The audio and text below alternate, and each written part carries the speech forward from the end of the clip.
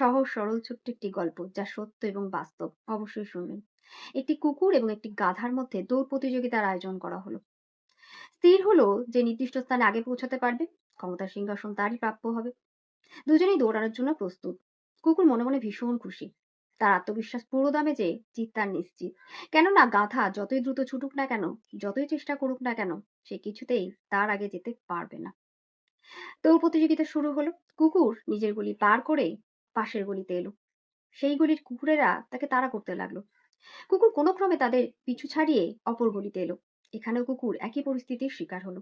একই রকম ভাবে কুকুর প্রতিটি গলিতে, প্রতিটি মোড়ে তারই সম্প্রদায়, তারই জাতের কুকুরদের সম্মুখীন হলো, যাদের মধ্যে কেউ তার উপর ঝাঁপিয়ে পড়লো, কেউ তাকে কামড়াতে এলো, আবার কেউ তার বিরোধিতা করতে লাগলো। একরকম সংঘর্ষ করে অবশেষে কুকুর সিংহাসনের কাছে পৌঁছালো। দেখলো গাধা ইতিমধ্যে সিংহাসনে বসে আছে। হ্যাঁ বন্ধুরা, একদমই। আমরাও জীবনে আমাদের বুদ্ধি মেধার বলে এগিয়ে যাওয়ার চেষ্টা করি। ঠিক সেই সময়ই আমাদের সমাজের, আমাদের সম্প্রদায়, এমনকি কখনো কখনো আমাদের পরিবারের মানুষেরাও তাদের কুচিন্তা এবং চালাকির দ্বারা আমাদের পিছনে টানার চেষ্টা করে। এতে আখের তাদের কোনো লাভ নেই।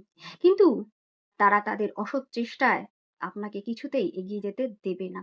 ফলস্বরূপ আপনি সিংহাসনের যথার্থ হাকদার হওয়া সত্ত্বেও দাবিদার হবে গাধা।